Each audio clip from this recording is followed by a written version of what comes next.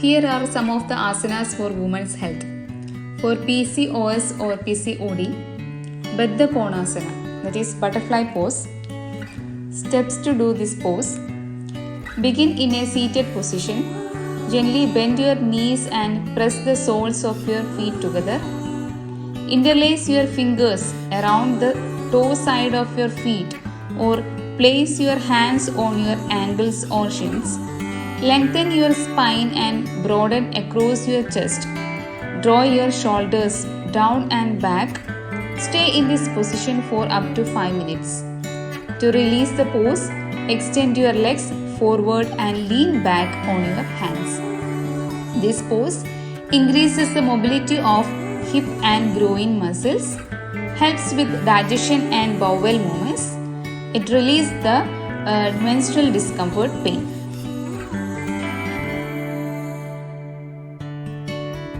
Supta Baddha Konasana, reclined bound ankle pose. Start with a sitting Dandasana. Bend your knees and bring your feet towards the pelvis. The soles of your feet should touch each other, making a diamond shape with legs. Grab your feet with your hands. You may place the hands underneath the feet for support and make an effort to bring the heels as close to the genitals as possible. Gently breathe in and make a gentle effort to make the chest and the spine erect. Once you feel comfortable, you may gently lie down and rest your back on the floor. Your arms can rest on your inner thighs. Relax your muscles and take 5 to 10 deep breaths in this position. To come out, you can either stretch your legs and relax for a few minutes. Then roll on to right side and with the help of your hands gently sit up. This is a good stretch for inner thighs, groin and knees. It improves flexibility in these regions. Relief from menstrual discomfort and menopause symptoms also. Chakki Chalanasana, that is mill churning pose. Sit with your legs splayed apart. Clasp your hands and outstretch your arms at shoulder height in front of you. Take a deep breath in and start moving the upper part of your body to the front and right, forming an imaginary circle with your body. Inhale as you go forward and to the right and exhale as you go backward and to the left. Keep breathing deeply and easily while rotating. Feel the stretch in the arms, abs, groin and legs.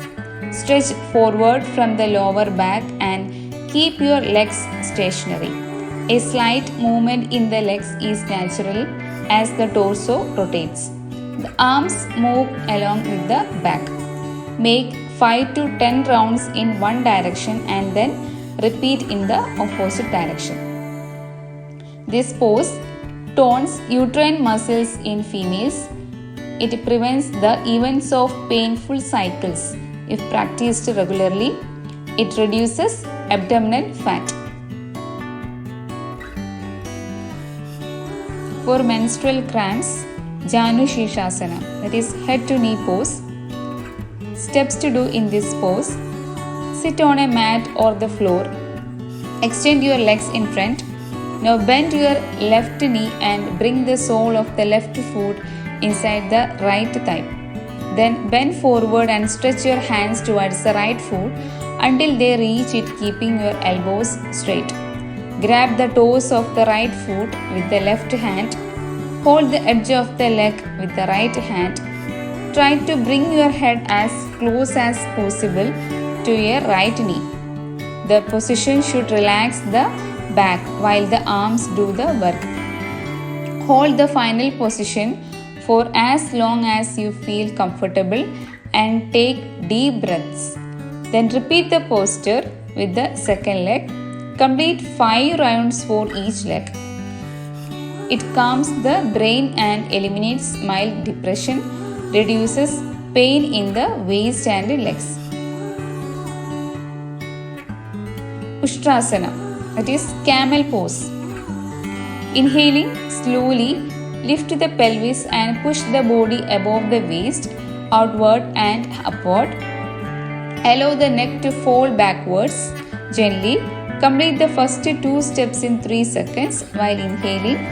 Maintain this posture for 6 seconds, retaining the breath for the final position. Return to starting position. Exhaling in 3 seconds. Gently draw back the upper torso and straighten the neck, releasing the palm, attaining kneeling position. This pose helps stress the hip flexors deeply, promotes great hip flexibility, helps to relieve lower back pain as it assists hip flexors in relaxing. It helps to open up in the pelvic region.